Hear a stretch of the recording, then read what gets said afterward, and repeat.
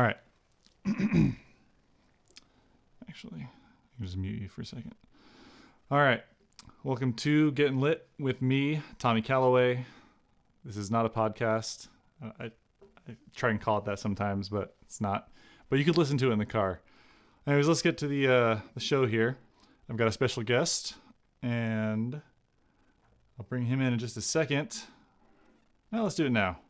We've got Dave Donaldson of Grip Tips.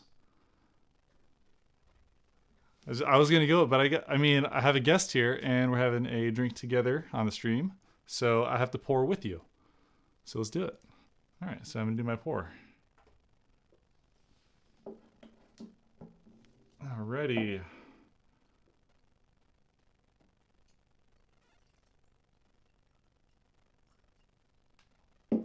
Yeah.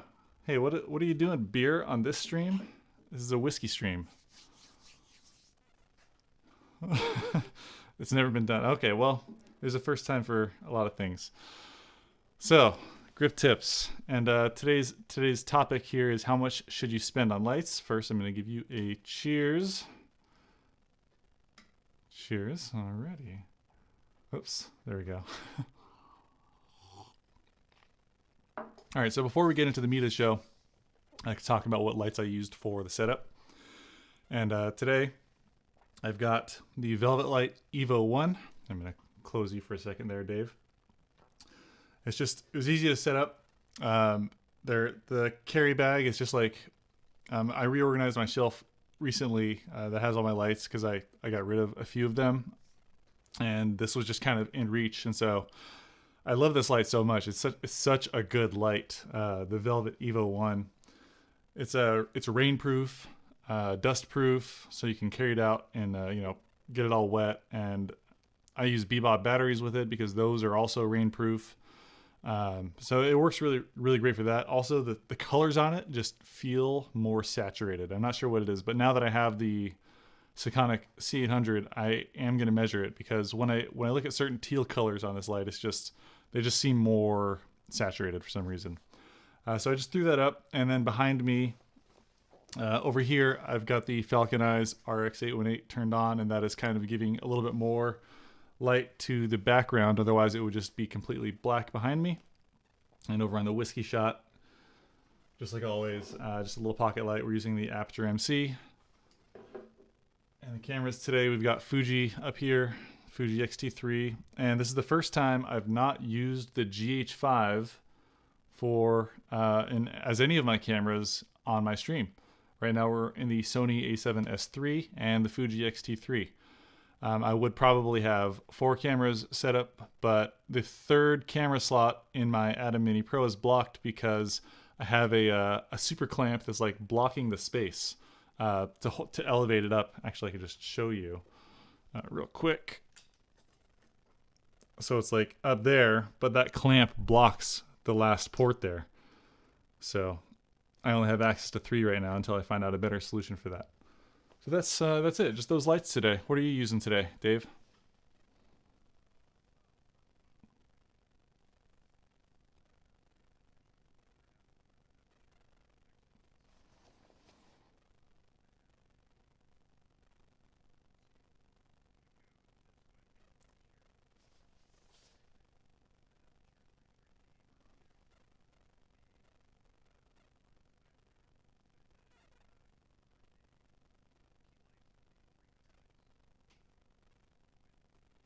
Oh, you guys can't hear him. Damn. All right. Here we go. All right. Sorry, I forgot to pipe in his audio. All right, they can hear you now. Awesome. All right, go ahead. Tell us what lights you're using today. Well, the lights that I'm using today are the Aperture B7Cs that are actually inside of a real fixture above my head behind me. And then I have a 300D Mark II going through the spotlight attachment that's giving us the blind pattern back there. And then I've got the 300X with the light dome 2 with egg crate on it. Awesome. Yeah, I was gonna say it's like nighttime, so and you got the blinds back there. It's super nighttime. It's It's 1 a.m.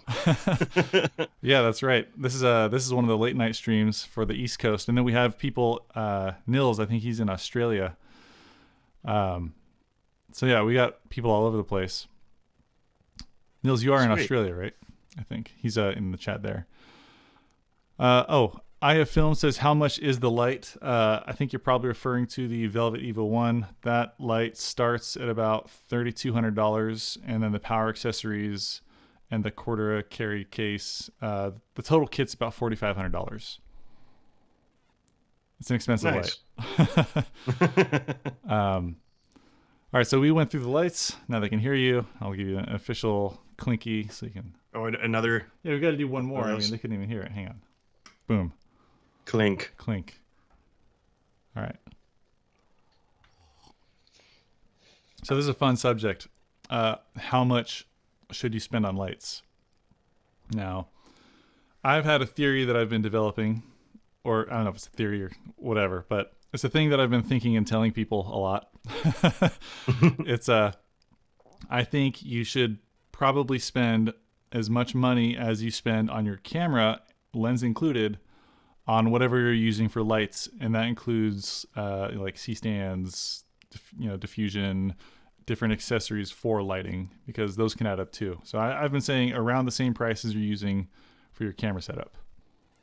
And so if I were just using this camera setup over here, which is the A camera, which is the Sony A7S III, the Sigma 24-70 2.8, that's plus the cards and the batteries, that's about $5,000. So if I want to get the most out of this camera before I decide, to go to a cinema camera, my first piece of advice is make sure you have $5,000 of lights if you're self-producing your content.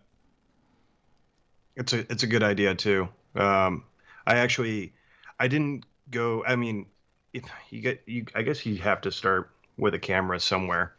But I also had the idea that I was thinking about all the equipment that I've been using over the years, and I decided to go heavily more into the lighting versus camera. And it's just because of return on investment whenever you're booking a gig. What's great is the fact that if you can get some of the more professional gear, like, combo stands or baby stands or what have you, they last forever, until we can put lights on drones and have them not make sound. It's just, stands aren't going anywhere. So that and stingers and shop bags and sandbags. So I know what a stinger is, but what is a stinger? Because that's a very specific term for grip to use. Yeah. For the electricians out there, stinger is just it's an extension cord. Yeah. It's the easiest way to put it. To be quite honest, I don't even really know why it went to stinger. Do you know why that might be? Or? So what I feel is it's like a baby bee needs an extension cord and it has a stinger, right? Or something like that. I don't know. Yeah. I think that makes sense. Yeah. Why not? That's exactly why. That's fact. Put it on Wikipedia. You heard it here. There's so many different names in grip and electric, though. Like it really amazes me, and I love the ones that are sexual. Yes. You can't say those on YouTube, or I'll get demonetized. Oh. Okay. Yeah, this is my channel. All right. Yeah. So anyone that doesn't know, there is a piece of grip equipment. It's about this big, and you can say it. You can say it one time. It's fine. I think you can call it, or I can go the PC way with it and just call it a booty plug. Yeah, that's right. You can say that, but only once. So that's what it's actually called. It's funny. But anyways, I switched off from the GH5, and I feel guilty because this is the first camera that I pre-ordered, right?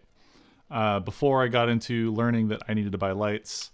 It's served me really well, and it's still continuing to serve me well. In fact, the GH5, the 18-35 is just going to migrate off to the Red Komodo when it gets here. It's the same lens. I got an adapter for it because it's just such a good lens. You don't need to buy all brand new gear when you're getting a new camera body. Like the Sigma 18-35, I think is probably the best investment in glass that any person that owns a camera could make. I just bought that, and that's actually what I'm using right here, right now. Yeah. Is that same lens. Been Um, loving it so far. yeah, and for the A7S3, I have the MC11 coming, which is the Sigma's adapter that allows autofocus to work with the Sony camera, so I can use the 18 to 35 with Sigma's camera. Or, I'm sorry, with Sony's cameras. It's that good of a lens. Hmm. And I'm going to use it on the red when it gets here. It's just I have a second 18 to 35 coming, but that one is it's converted by PC Hood Cinematics to a Cine lens, but it's the same glass. It's the same glass that comes out of one of these lenses. It's not the Sigma Cinema lenses. They convert it to a parfocal lens. The only difference between Sigma's lenses and their converted lenses are these ones that they're making. They have like really bad focus breathing, but like that's it. Hmm. There's only so much that I know about camera. Like I honestly, I'm really I love that you guys, like everybody out there that I've been watching, as far as like it's not just you, but it just like even just like Potato Jet or Gerald Undone or whatever. Like you guys go so far in depth with camera, and to be quite honest, like I think like I have some of the basics down when it comes to camera, but it's like we were talking about, that was last night, right? We were Yeah. talking about bit rate and stuff like that. When you guys go full blown into detail with that stuff, that's when I start to like lose it. Yeah. um, but I'm getting there. I'm getting That's there. something that I'm trying to get better at not doing, because there's, unless it's about lights. For lights, I go super in depth because I feel like I'm one of the 4 people on YouTube that provide that kind of information. Hmm. So I still go into depth on lights, but when I'm learning about cameras or I'm covering a light that someone else has already covered in detail, I try and talk about use cases, and I'm trying to get better at showing me using a light. For example, the video I just did on the ML60 was I had learned a little bit about the light, but then I went and basically the video was a discovery for me of trying to do a 3-point lighting scene and then talking about the light and comparing it. It was just like real world use cases, because that's what people want to see. They're like, if they're going to buy this light, they want to see it being used. They don't care about, if it's 97.7 TLCI or 97.8 TLCI, which, by the way, I found that if you have a light that has like a 98 CRI, I know we're not talking much about CRI anymore because that's the less Right. popular metric, but if you measure the CRI and it's 98 and then you put it into any dome with diffusion on it, then you measure the CRI behind that, cheap diffusion, it dumps down to like 92. So it's like there's people are, pixel peeping on the metrics of these new lights and tools, but like it doesn't matter because they're not using it. Yeah. It's like getting a 8K camera and putting like a $15 lens in front of it at that point. Like you can tell a story with it. It's just not going to look like what you think it looks like. Hmm. And see, like even with actual lights, I came mainly more in like a grip background. So for me, like even a lot of the different lights, like some of the stuff that I've been showing for like aperture, I've actually had to sit there and either text them back and say like, hey, please teach me about this, because I have no idea what any of this means. There's been a lot on that electric side, where to me, I've always been looking at, it was more just kind of A to B kind of directions I was getting, like, Dave, just take that 4 by of whatever and go put it up in front of that 1.2, or something like that, just to just, grab and go. And some of the, like, I'd call it light rigging that I've done, Mm-hmm. where it's just like, it's not something as crazy as like car rigging. Like car rigging I haven't done yet. And there is a reason that I haven't shown how to do that on my show, because I want to do all of that research before I go to teach somebody about it. And I think an audience can tell when you don't know and when you do. Is that called that's called process film, isn't it? Process film. Process filming, or process where you try and film like a moving car. I think so. I like, see, that's still kind of a gray area for me. I know See, there's like the that's so process interesting to trailer. me, because you are like one of the only like real professionals on YouTube that actually covers grip like in depth and like in the field and someone who actually does it, right? Like you're a professional in the grip industry. And I mean, there's terms that I'm asking you that, you know, I've watched other people cover and teach about, but they don't do it. And you're out there like how to rig a car. Like what you call it doesn't matter. I mean, it's how to do it, right? Yeah, because I think, well, it was like you were saying a second ago when you're like, I'm one of like three other guys that are doing something similar to this. That's kind of what inspired me way back in the day. Like there were all these camera reviews and all these lens reviews and all this, you know, how to make your friend explode in After Effects and whatever. And I was just kind of thinking to myself, I'm like, where is the grip and electric knowledge on that? And I started roughly the same time that you're familiar with Luke Searveld, right? Yeah, of course. Yeah. So he and I kind of started roughly at the same time. And Luke is just, the guy blows my mind watching his channel, the amount of information that he has. And I actually had to call him once because I was going to take on a gaffer job for an Eminem music video. And I was like, ooh, you know, I've been a gaffer on like a lot of other shows where like the distro of power is just left to stingers and that's it. But Yeah. we're talking about a power plant, and I had never even touched a power plant before. I mean, I've ran a couple of cables, but I haven't, like, to be in that position of distro. I'm like, no, Yeah. I don't think I'm ready for that yet, even though Luke had given me a hell of a lot of advice, but I just kind of chickened out on that and just decided to say, no, I can't do that. But I'll tell you what, I'll be like a lamp operator or something. And here's a guy that I know who will be much more confident in that position. And I mean, if I were to get asked that today, I could probably do it. But there's still things that I'm just making sure I'm kind of crossing every little bit of information before I say, hey, this is how you hook up a crap load of electricity, you know?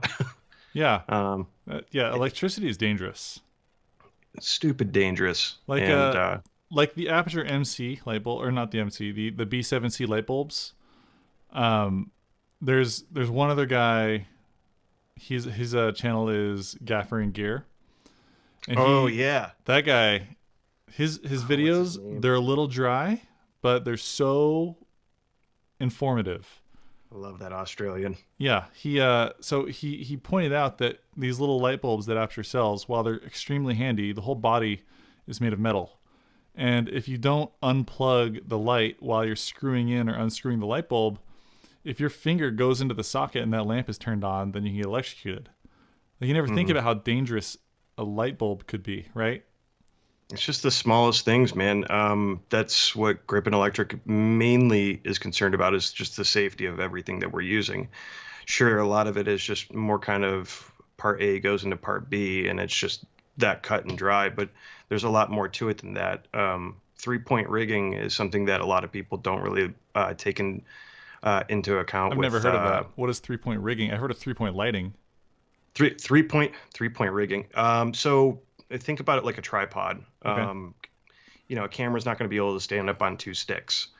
It's going to need a third one to keep, you know, 3 points of contact. 3-point rigging. 3 points of contact. You haven't heard of the new two-stick gyro tripods? I just made that up. Beautiful two sticks. Continue. Can I get the two sticks? Two sticks? No. My buddy Wade had taught me about this, and so all rigging is done with 3 points of contact. So if you're doing some sort of hood mount, or you're doing anything, I mean, you have to make sure that whatever the main, like, if to go back to the hood mount thing, if you're putting your camera on top of a car, you have to have 3 points that camera is being touched at to keep that in place and stable. And a lot of other truss systems work that way too. It's not something I've experimented a lot with, but it's something that just keeps going through my head anytime I'm doing something. It's those small safety rules that you just keep trying to make sure that you're keeping in the back of your head, like thinking you're trying to screw over Murphy's Law, Right. which doesn't always work. But you try to do everything that you can to avoid it, you know. By the way, if you are new to lighting, not you, Dave, I'm talking to the audience now.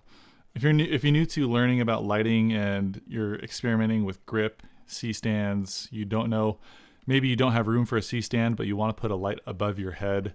There's a thing called a wall spreader, which basically, Dave will explain it better than I can, but you stick a pole between two walls and then you can just attach a light to it.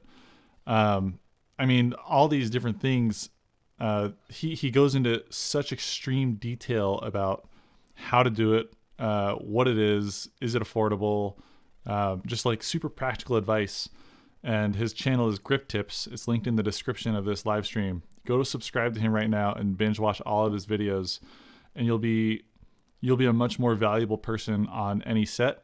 You'll be more valuable to yourself as a creator, just knowing how to get lights in certain places. Super valuable information. I binge watched all of his videos when I was learning about lighting. So it's an honor to have him on the channel today. I appreciate it, man. This is really cool. Yeah, I don't do a whole lot of live streams. I've done like 3 or 4 in a couple of podcasts, but yeah. I think that people make him too formal. Yeah. I like the drinking part of it. Yeah, it's like it's a little loosey goosey in here. It's nice. By the way, I said that if you were to start a vlog channel, you should call it Just the Tips. Because his channel's Grip Tips. I'd love to say that I've never heard that before. Yeah. I get all the tips on other tips of the Grip Tips. Yeah, because I mean, I'm sure you've got great life advice you could give. Oh my God. It's not grip though. Maybe some of them are grippy. Just we gotta move right on. To me wearing like a Hugh Hefner smoking jacket and a pipe. We teach you how to train your kids or something. I don't know. No, this is not a video for kids.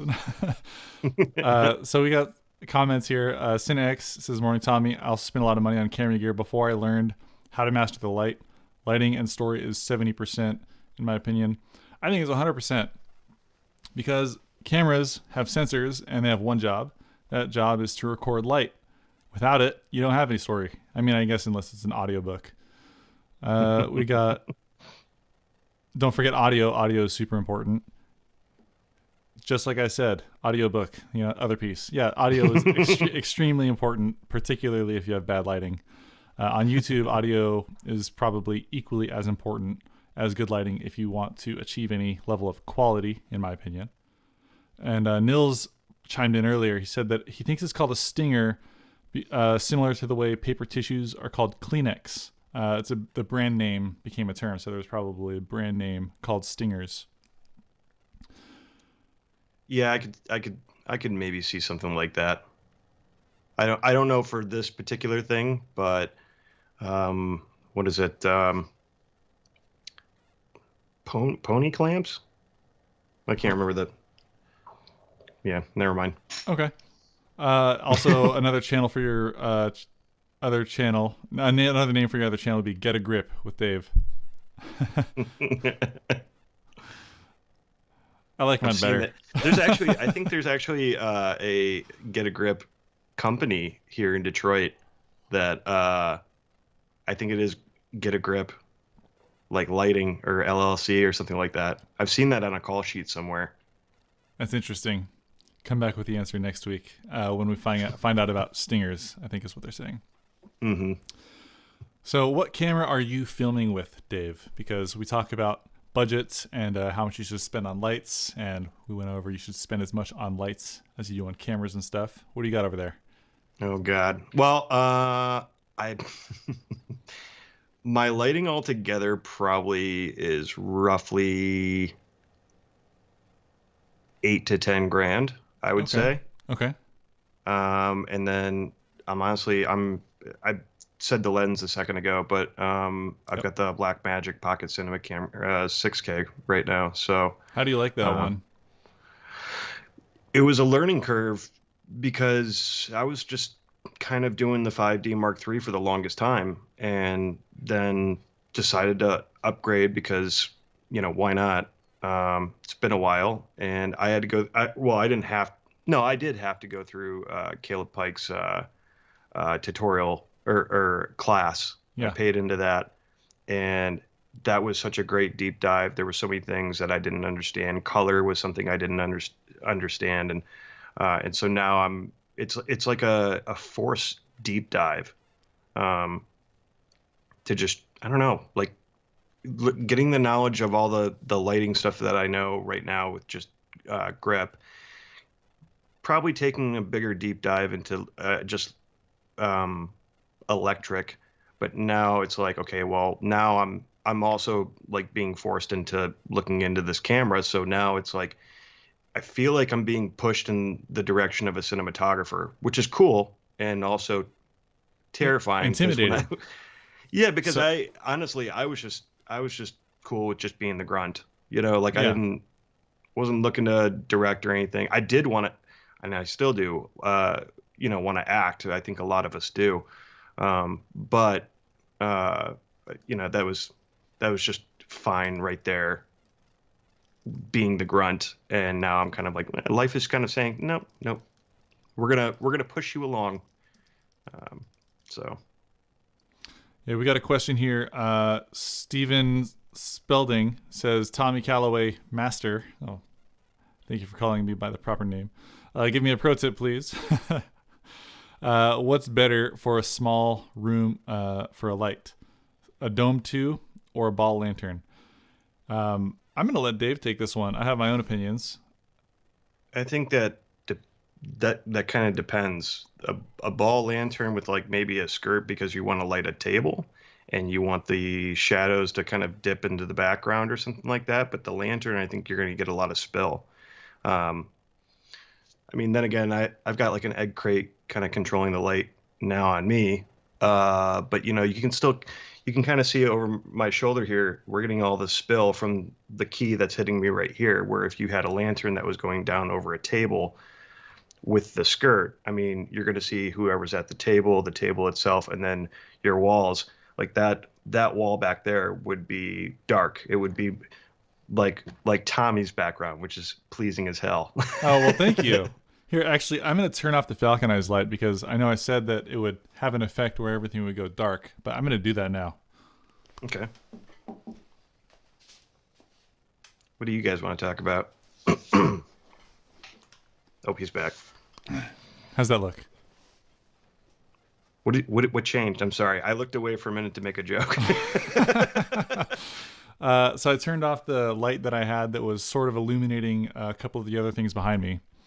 So Oh, the okay. background is a smidge bit darker. Yeah. Yeah. So my own opinion is if you wanted to light the whole room up, then you'd probably want the dome. If you wanted to just light the subject, I'm sorry, not the dome. You'd want the ball lantern if you Lantern. wanted to light the whole room. Yeah. If you wanted to just light the subject, go with the lantern because it comes with a grid, and then you could use that egg crate grid and the diffusion together to make a soft directional source. I mean, it's just whichever one you have will light. It's just they're slightly different modifiers. I think the ball lantern is easier to assemble and is quite a bit smaller. So if you don't have a lot of space, then the lantern might work a little bit better, especially with one of the skirts. I guess that's my thoughts. Yeah. Yeah. So what if you had your own? What's like the ideal light? If you could have any light that exists right now, what light would you be like? Send me this light. Ooh.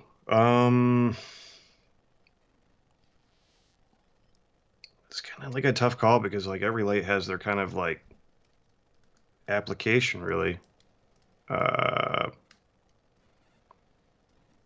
I mean, I've always really liked the Joker 800s. But maybe that's just because I've used them a lot, so I'm a little bit more.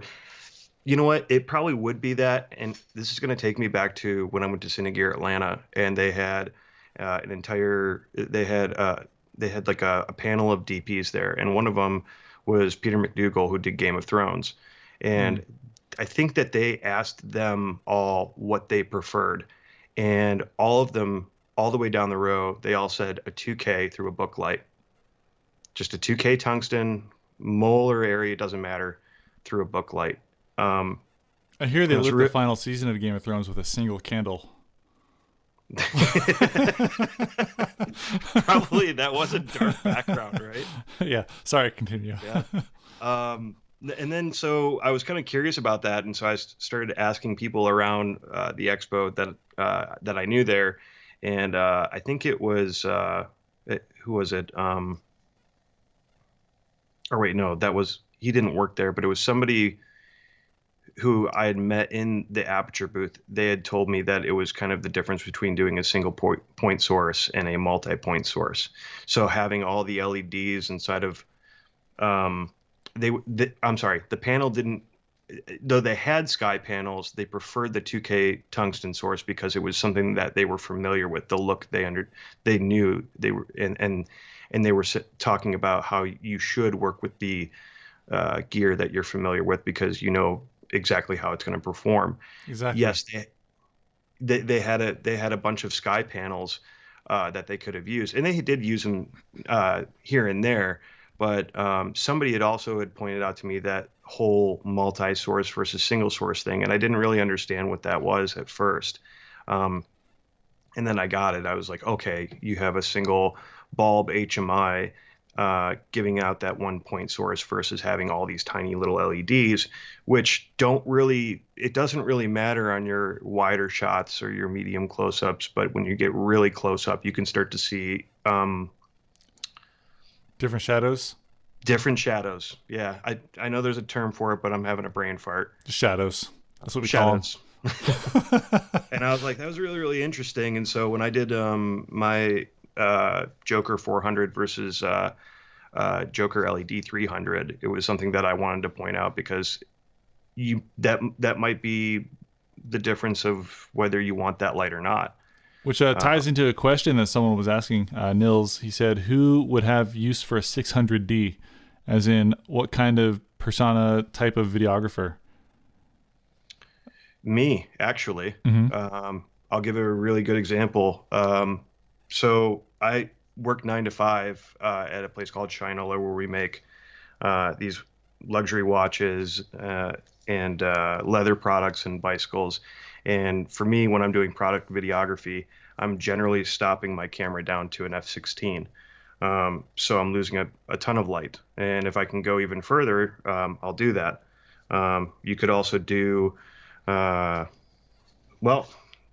I'm also a Phantom camera operator too. Oh, you can lose a lot of light with that stop, and you can also lose a lot of light the higher your frame rate is. So something like a 600D, yeah, I would love to get that like 2 to 3 feet away from whatever it is that I'm shooting, just so that I have that really, just so I have all that depth of information out of the product that I'm shooting. So this is relevant. So I've got a Laowa probe lens with Cinegears on the way. And I've got that too. You've got it? Yes, I do. It's sitting behind me, actually. Yeah. That's awesome. So this is extremely relevant then, because I want to do a showdown between that being on the A7S III and the Komodo. Obviously, the A7S III will have a better time with it because of the low light. I want to try and create a scenario where maybe the A7S III is a technically better camera to get the shot, regardless of color science, because of better ISO performance. But what I'm wondering is, can I get a macro focus, like super close as possible macro focus shot with an infinity focus using that lens, but properly lit? How much light do I need, like at f40? Let me know. That's what I'm saying. The 600D, to get that kind of a shot, you would need infinity light. Like the sun will be like black. Yeah. I mean, even with the watches that I'm shooting right now, and even with that lens, even the 300D Mark II going through a 5x1 softbox, lighting the side of the watch, that lens cuts so much light just starting at 14 and going to, what is it, like 32 or something? F40. So even at that 14, starting, and then I'm still trying to get more out of it. And we're talking about a very small watch. So I Yeah. have to get really, really close, and I'm still seeing the world. And uh, sometimes I have a problem with that lens because I do this like rotating watch shot. I built this rig to make it rotate 90 degrees. That's cool. And if I get so close with that lens while the watch is spinning, it'll hit the lens sometimes while it's turning. and That's funny. and I'm also trying to light it so brightly, and because I'm also dealing with reflections, I'm seeing the ring light inside the Laowa. And then where was I going with this? I feel like I'm starting to ramble. This is something I do, Tommy. This is no, this is fascinating. This is interesting. Like, so you built a rig to spin a watch, and you can't get enough light to get f14, and I'm going to try and achieve infinity focus with this stupid lens, right? Like, so obviously I need extreme ISO performance, so that'll be a really cool video for the Sony. But also I feel like if there's anyone qualified to try and get like f32 plus out of that lens, it's me. Like, I have so many lights. Mm-hmm. It's just something that I had planned, and I'm hoping that it works out. Otherwise, you know, I have this probe lens, which will still be cool, but It's a great lens. I've loved playing with it. Just the crazy amount of stuff that you can do, doing like a nature shoot with it. And I don't know. I had my camera on a just a fluid head from Manfrotto. It was like a 502 head, and I had how can I explain this? You know, if you like ever let go of a tripod head and you're just seeing if it like bounces back. I've never let go of a tripod head. Well, I'm just kidding. Yeah, of course. Here, actually, I can show an example. It'll just like fall one direction or another because it's not balanced, or Okay. Yeah. like So, springs like that. springs back. Hang on. Oh, it's locked. That's why.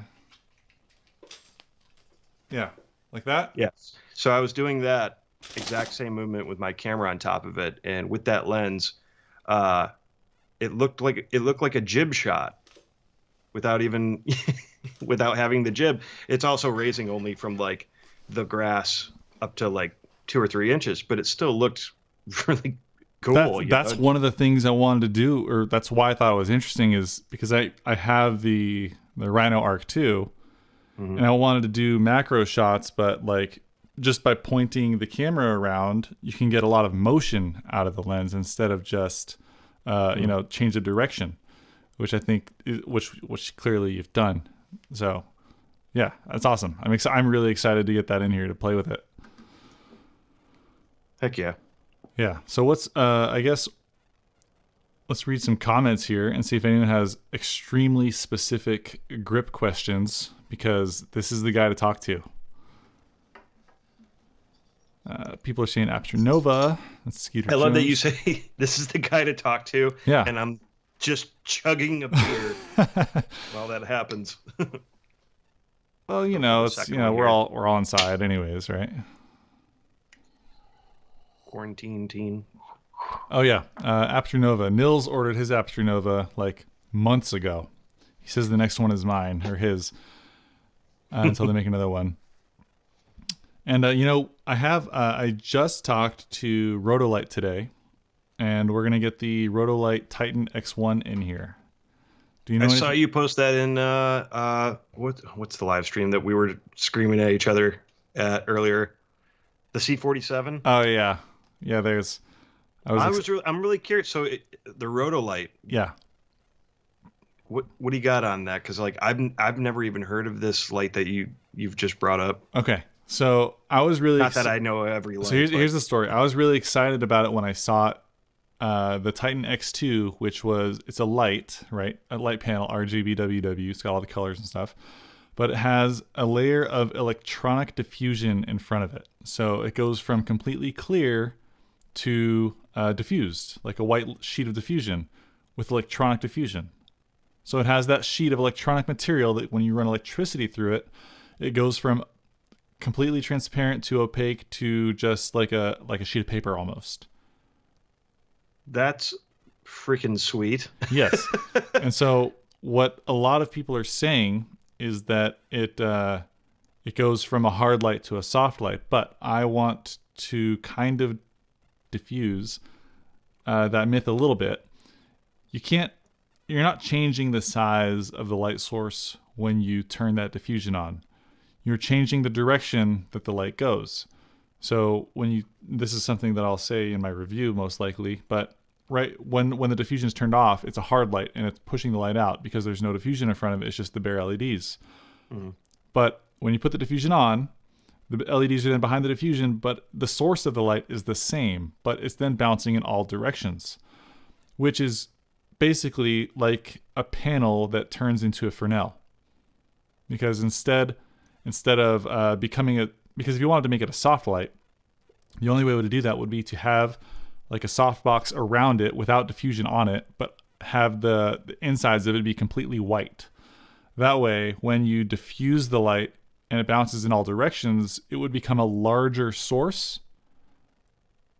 But what it currently does is it changes the direction. So it's more akin to changing the beam angle than it is changing the size of the light source. But that's still a really, really, really interesting piece of technology in the way that they've achieved it. And so I'm really excited to have it in here to kind of demonstrate some of those things. But it's the only light that does it. Like no other light has that on it. So it's incredibly interesting. I was just trying to think in my head, like before you explained exactly how it does that, I was like, is it just like I had such a stupid visual in my head.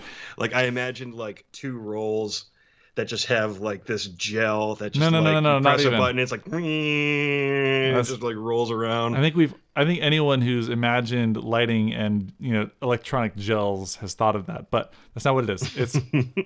It's like a variable from 0 to 100%. You put electricity through this like sheet of special material that it becomes slightly more and more opaque, or slightly less transparent or more transparent depending on how you turn the dial and what voltage you apply to that material. And so it's like you know how they have windows that you can apply electricity to, and then they'll just like it'll tint or something. Yeah, it's like that, but for like a white sheet of diffusion. And it's also like a percentage. It's like a smooth level of diffusion instead of like just on or off. So it's super, super interesting, and I can't wait to like actually have it in here. It'll be here in December, beginning of December, it looks like. What is that again? I want to write it down. It's the Rotolite Titan X1, and X2 is the 2x1. The X1 is the 1x1. But then I'm going to use that one in my huge showdown in January, February, where I'll be comparing the Aperture Nova to the Velvet Light Evo 1 to Lupo's Super Panel Full Color 30 hard and soft, and the Falconized DS811, and of course, six. I think it's 7 lights now. But there's no comparison in the way that I want there to be a comparison. That's kind of why I started that whole showdown series. I've only got 2 videos in it so far, but they're my favorite videos that I've made, and it's just like completely unbiased. Like this is what these things are, and they're all different. And that's what I think is interesting about lights, is a lot of the time people say what's the better light, but that's not an answer. There's no answer to that. It's like, how are you going to use it? Then you can determine which one is better for that. I get kind of a similar question, which is like, what brand should I go with as far as when it comes to like grip equipment? And it's not really I mean, I have like 3 off the top of my head that I'll list, but to me personally, it's just like, what's going to get the job done? It's not one particular thing. It just depends. I'm a Matthews studio equipment guy, but that's just because I'm kind of going with what I know. The local grip house carries a bunch of Matthews, so I'm just familiar with it a lot more than say American. But American's still a great brand too. And then a lot of other rigging and stuff that is just kind of anything that you can imagine. Anything under the sun. And sometimes you can find some really cheap pieces of equipment that really hold up as modern studio equipment. Those 3, but it's just like, I think it just depends on I think it depends what are you trying to do. And if it's something as basic as I don't know, C stands or whatever, well then just go with what you know. They're going to do the job anyway. Even Avenger makes some really good C stands, and I used to not like their C stands from like way back in the day, but they've improved. So I don't know. Yeah, I mean my C stands. I have a Flashpoint and Impact C stands, which is basically Adorama and B&H Photos competing brands of grip. I found that the Flashpoint ones, they have like a little foam grip on them, which is kind of nice if you're just indoors, but that little foam handle falls apart immediately if you take it outside or it sees any sunlight. The Impact ones have little jaws on them, which actually properly grab the grip gobo arms and stuff, so things don't rotate. So I really like the Impact ones, but the Flashpoint ones are better for my little sissy hands. Gotta build them calluses. Exactly. Or not if you go with Flashpoint. Or not. Go Flashpoint. You get some gloves. Yeah. Like that. Some says thoughts on the Manfrotto stands. I have a lot of Manfrotto grip personally. I like the little magic arms and the super clamps. I use those constantly, but I don't have any of their stands. I don't know, because I know that Steve Cardellini made not just the Cardellini clamp, but he made a whole bunch of other tinier clamps as well that were kind of the exact same way as a Cardellini. And so I haven't had a minute to actually play with those. But right now, like with these watch videos that I do, yeah, I'm the same way. I'm using the Manfrotto tiny super clamps to grab onto the watch. Or I haven't done a whole lot of car rigging, but I do know that there's a lot of different like rod starters for when you're rigging from speed rail to camera. So I don't know. So I would stay away from something that's obviously plastic and not meant to hold a lot of weight. Newer. Yeah, I've had a few of their flashes, and they got the job done for the weddings that I was shooting. That's what they should change their brand name to. Got the job done. Got the job done. Yeah. So I reviewed some of basically or GV. I got so I got some of the newer little panels to review, like the little light panels they have that are super duper cheap. And I looked at them, I measured them, they were great, and I reviewed them, and I posted the review and everything. And then I watched the review through, and I realized that once you turn the little LED panels up to 100% power, after 15 minutes, they overdrive their LEDs, so they burn in a little green tint into the light. So if you watch the beginning of the video and the end of the video, you can see a visibly different color cast, and it's awful. So I never recommend newer anything anymore. For the most part. I mean, like maybe tiny little pieces of like nonsense, I'll recommend those. Like a 5-in-1 reflector, like you can't mess that up. Right.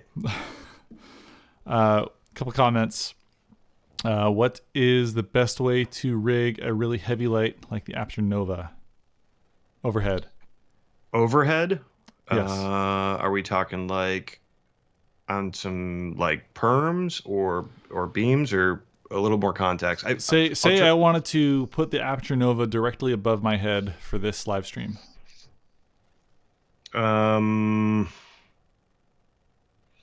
Okay, well, you could build a couple of things. You brought up a wall spreader earlier and said that, I could teach something like that. Yeah. Me and my roommate tested out exactly how much that could actually hold. And I'll be quite honest, I don't remember what that weight was, but I know that I think that would be the Nova by itself, no other rigging on top of the wall spreader, by itself overhead would be fine. And using a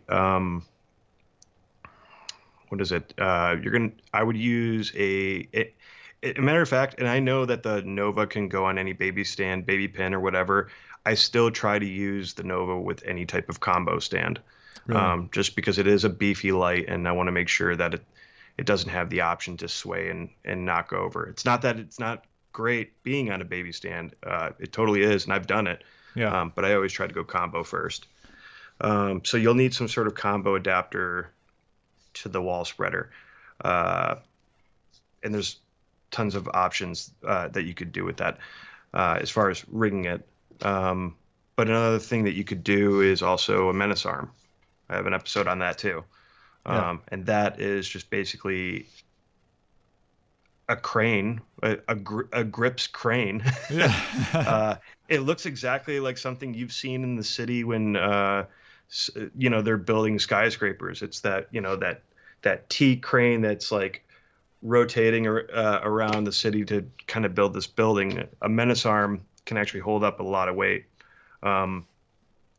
So that's an option, but then you're also taking up a lot of space too. So I guess just depending on what your environment is, if you're trying I feel to, like I'm going to interrupt you now. I feel okay. like if you had a budget to work with and you were thinking that the Nova is the light to use, I would think that maybe instead it would be easier to get a 300D Mark II and a mirror. Could also do that. Yeah. Or like, some diffusion or something. I mean, there's different ways to get light overhead, right? Yeah, you could People definitely. think that you need to put the whole fixture up there. Yeah, Matthews just came out with, or they partnered with another company. Let me look it up real quick. Yeah, and that's also, while you look that up, there's also that's where specialty lights come into play, like the Lupo panels, right? They're made in Italy. They're made of like a carbon fiber reinforced polymer, technopolymer thing. They're super lightweight. They're also more expensive than something like the Aperture Nova, based on, if you want to get the full color 60. They're expensive lights and they have less features, but they're easy to use and they're super lightweight. And when you're trying to consider getting a 25-pound light over your head, a 9-pound light seems really attractive. And that's when you start looking into specialty features, like the Velvet Evo 1 that I'm currently lighting myself with. It's rainproof. It's dustproof, right? You can use it out in the rain. If you take your Aperture Nova out into the rain, it will stop working after that day because you can't get it wet. And that's true with a lot of lights. This is the only rainproof full color panel that I found. So once you start, I like to consider Aperture as like the baseline, the Nova as a baseline of a light that I would recommend. But then anything that's more expensive, there's likely features or build quality things that were considered when building that light that warrant paying more for that type of light for a specialty situation. But if you're going to spend around $2,000 and you just want a bright full color panel, I usually recommend the Aperture Nova because of that. That I found that board, by the way. Matthews. Sounds like you said you found that boring. I found that boring, Tom. Leaving now. No. It's Lightbridge. They teamed up with Lightbridge, and they make these really fantastic bounce boards. I always see them by the BB&S lights, which is another brand of lights that I haven't had in the studio yet. But yeah, they're always like in the same places at all like the Cinegear Expos and stuff like that. Yeah. I was talking with Tyler about that, and he was like, "Oh, yeah, I think you're gonna be pretty excited about this." And then I was like looking into the product, and even when you look at their like webpage, and they're showing like where they're bouncing lights from to get the effects that they're getting, I was kind of like, I wonder if that's gonna like kind of mess with Matthews. That was probably disgusting for everybody to watch. Yeah, I was watching that. I'm sorry, but this is live. I can't cut. Way out. Create some other visual interest over here. I'm still on, so that doesn't help at all. Yeah, but if they're not looking at you, whatever you're doing over there. My ear. Sorry, it was an itch. It was an itch I had to scratch. What were we talking about? Lights? Someone else said that you could also just get 2 C-stands and a crossbar, and you wouldn't have to like go into this like tangent that we went into this entire time. Which would probably work just totally fine. Yeah. So that would be I think I call it a Viking handshake, when you take 2 C-stand arms and they grab onto each other and you can rig them. Yeah. Viking handshake. Yeah. I like that. Oh, someone said episode 61, goalpost rig. Looks Yeah, like that's another way to the do grip it. tip I fans are think it just coming in. depends on the space that you have, you know. Um, that's I feel like a lot of stuff that It's you put. all boils down to space. I have such a tiny amount of space in this little itty bitty studio. This is a child's bedroom that I'm in. It's a moderately sized child's bedroom, I suppose. If you had Uh, to, if you had to guess, I'd say it's like 9.5 feet by 11 feet 9 inches, if I were to guess. okay, Like I said, okay. I measured it. But I do have high ceilings. This make me feel good about my 9.5 bedroom, foot ceiling, but so I'm lucky there. But with the amount of stuff that I review and the type of things that I try and film in here, so I have three lights drilled into the walls on newer boom arms that extend up to 7 feet. So I've got a 120D Mark II over here, and then behind me I've got another 120D Mark II with its parabolic softbox. Which, by the way, parabolic softboxes, if you're using diffusion, are completely nonsense. And then I've also got the Falcon Eyes light panel. I'm sorry, the Falcon Eyes RX818 matte canvas style light, because that one I can get really, really, really close to the ceiling on those boom arms. And then also when I wheel this desk over there, because it's on wheels, it's on casters, I can just move the boom arm and the light goes all the way down, really close to the thing that I'm trying to take a video of, and so I can get it really bright, and I can also make it really, really soft really easily. But then everything else in here is on wheels, minus the one light that I'm reviewing, which is, or have featured, which is on a C-stand, which is right now, it's the Velvet Evo 1. But everything's on wheels because I have hardwood floors. I need to move everything around everywhere. There's no space for anything. And that's actually the thing that made me sell a bunch of the lights that I had, is I had no space for them. I literally couldn't make videos anymore until I got rid of stuff.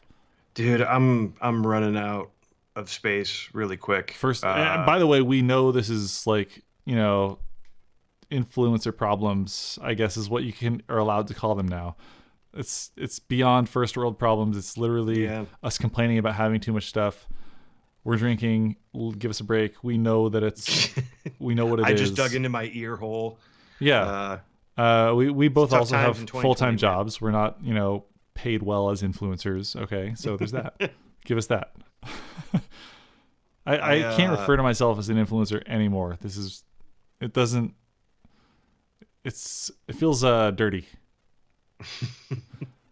I had in my family room, I'd put up 3 wall spreaders to do my green screen. Wall spreader sounds dirty. Continue. Yeah, spread them walls, baby. I had 3 wall spreaders up.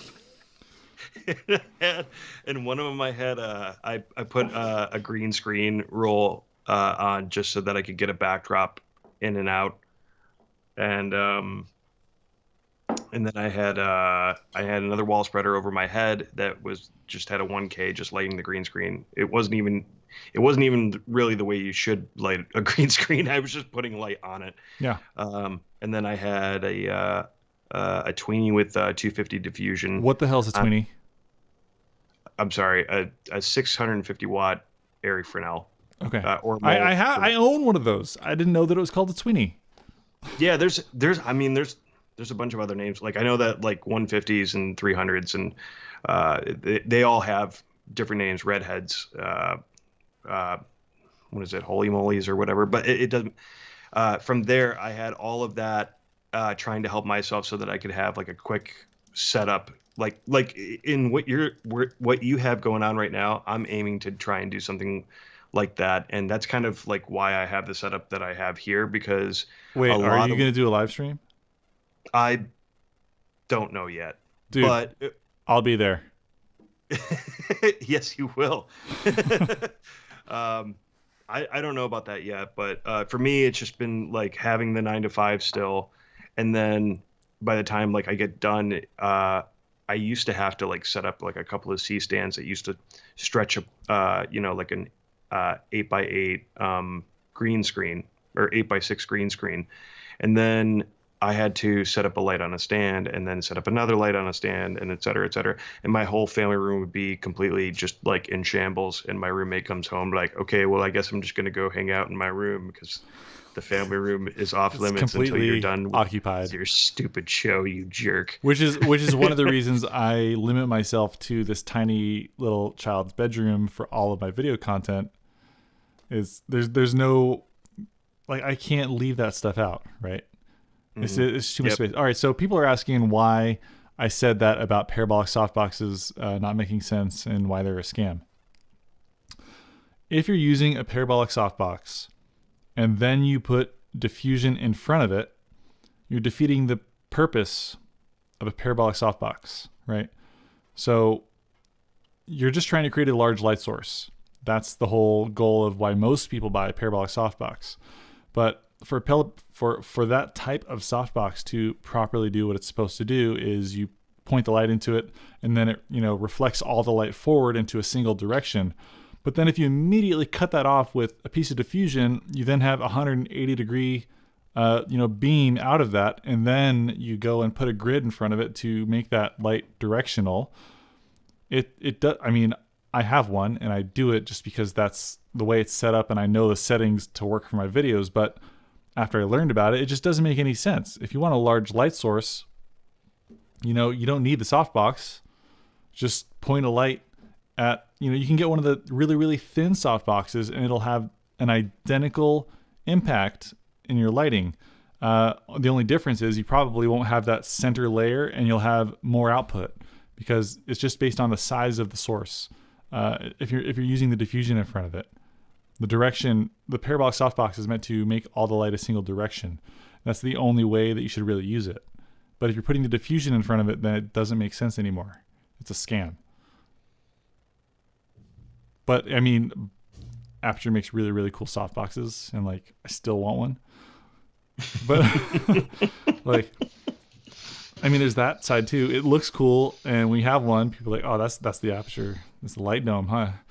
Yeah, it is. There's that side too. It looks cool. It's nice to have. You could consider that set decoration, right? Yeah. If you don't have any, that's a good piece that takes up a quarter of your studio. God, man, the stuff that I have now, I would take the camera off and show you, but I'm way too embarrassed. It's just a mess. By the way, we have 165 people in here right now. Do we really? Yeah. Wow. That's a new record for me. Just have a Laufus. Yeah, Laufus makes really, really good softboxes too. They have non-parabolic ones that are just they're considered beauty dishes. They work the same if you're using the diffusion. That's my opinion. I could be wrong, but I've done a lot of research, so I'll be quite honest. I don't know much about this that we're talking about. I haven't seen it, but yeah, you're the guy that says, "How do I get this softbox up there?" Not what does this softbox do. Yeah, yeah. Have you seen any of Martin Tournaire from Matthews? No. Oh my God, man. He was doing a podcast with Ted Sims, and he was talking about the fact that he was just saying that the one thing that he always does when he comes onto a set is he's always trying to look for a way to get on the roof. It's nothing about lighting, it's nothing about stands or bags or anything. It's just how do I get on the roof? Because Martin wants to get on the roof, just in case somebody asks him how do I get on the roof? That's a good thing to know.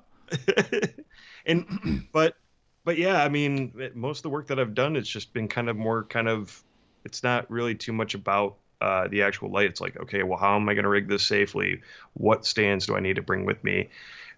How do I stop myself from making multiple trips back to the truck, kind of thing? What's the most expensive piece of grip that you own, being the de facto grip person on YouTube? Most expensive piece of grip? Yeah.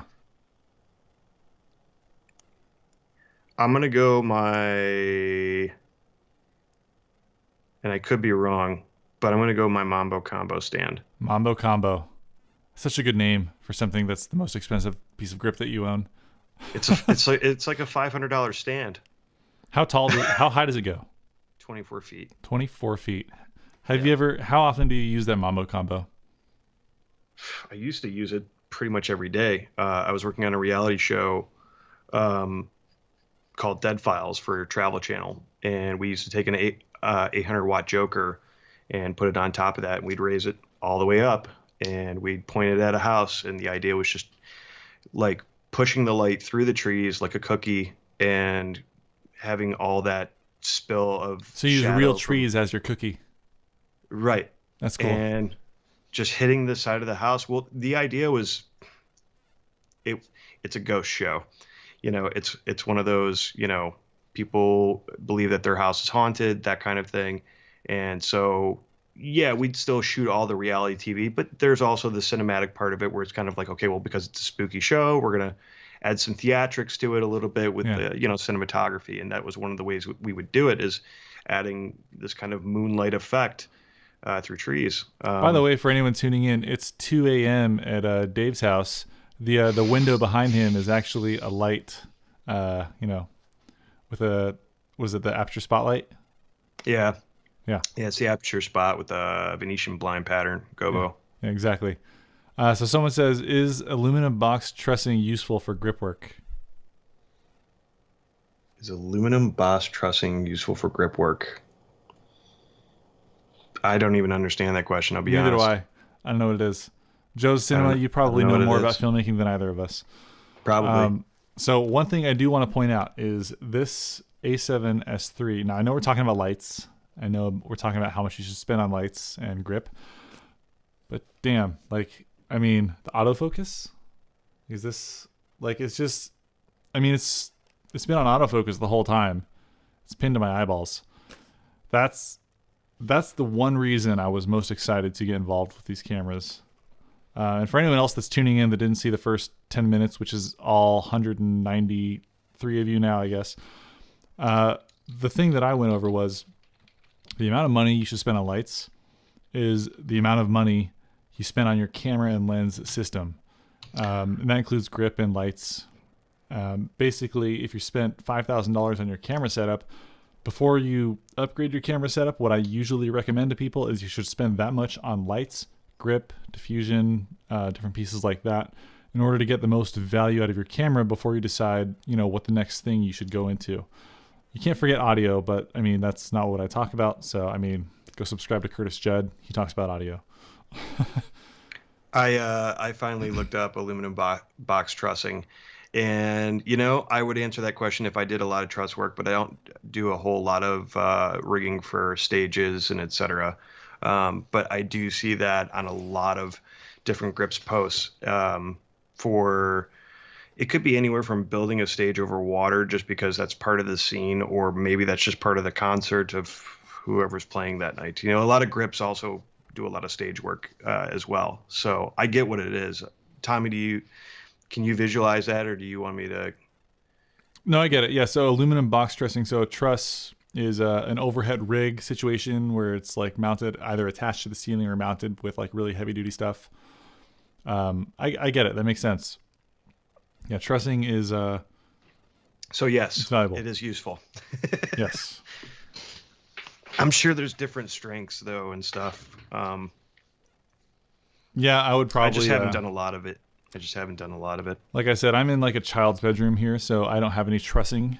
I screw my lights into drywall, so there's that. I try to hit a stud. I use a stud finder. I'm not an idiot, but but it is. This is where we're at. Who in the comments is wondering, how much should they spend on lights, and is this a foreign concept to them buying lights? Or do you have a camera already? Like I said, my camera is the one that's been my A cam for the past, since I pre-ordered it 2.5 years ago, was a GH5. This guy right here, which I can focus on now. This is the first video that I've truly done without the GH5 at all. And that's only because I don't have room for it in my Atom Mini, because I've got other inputs taking up all the other things.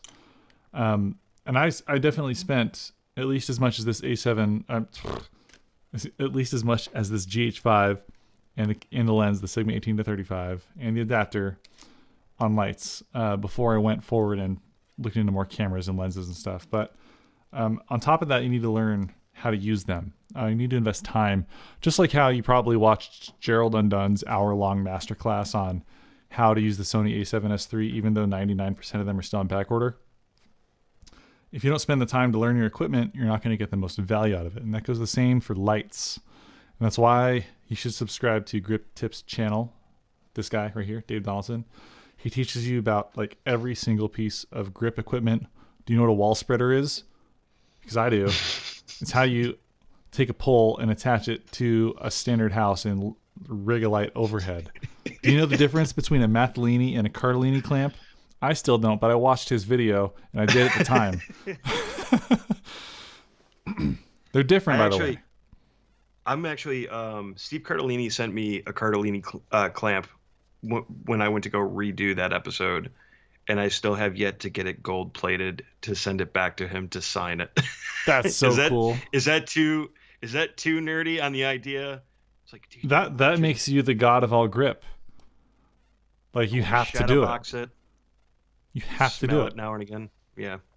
That's really cool. Let's see. Love the irony, Tommy. Thank you. Unfolding Ideas. GH5 and autofocus. Yeah.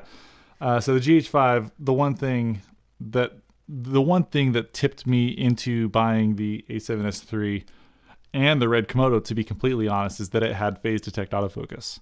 I know that's stupid, but that's what I was like. Okay, fine. This is the tipping point, because I've lived with this GH5 for so long, and I've filmed so many videos that were like out of focus by like that much. Some of them are actually just still on my channel, and I said, fuck it. And I just published the video because I thought we weren't allowed to like swear or anything. You get 1 swear word per hour per person.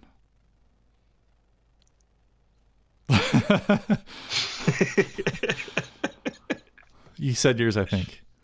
It was a term. It was a piece of grip equipment. But plug. that's a real piece of equipment. We did it. Teamwork. We beat the system. Teamwork makes dream work, because neither one of us said the whole term. All right, I think that we're passing an hour and 15 minutes, and I hear my wife. She's hungry in there. She wants to have fourth meal, which is the time when I end my stream. Otherwise, our dogs will probably start barking a lot. But I want to appreciate you, Dave. Thanks for coming on. You're awesome. I know it's super duper late over there, even though it looks like it's moonlight o'clock behind you with that awesome, setup. If you ever have a live stream, I'll be on it. I'm happy to be a guest if I were to be invited. Everyone, go over to Dave's channel and watch 100% of his videos from start to finish. I don't know why he doesn't have a billion subscribers more than me, but people just aren't that interested in lighting. They just want to buy cameras. But one of our goals has kind of been to teach people about the more important things of filmmaking as more and more people get these cameras, I think that we're very aligned on that. It's true. You can't be a cinematographer even though you have just the most expensive cinema camera out there. You got to know your lighting too. Damn straight. And just get a sound guy. You don't got to learn everything. Unless it's a silent film. That's good. All right, guys. With that, I'm out of whiskey. I think. Here, cheers. Final cheers. Cheers. I cheers before you did, but I'm empty now. And with that, we're out. Thanks for showing up, guys. I'll see you guys in the next one. Later. Peace.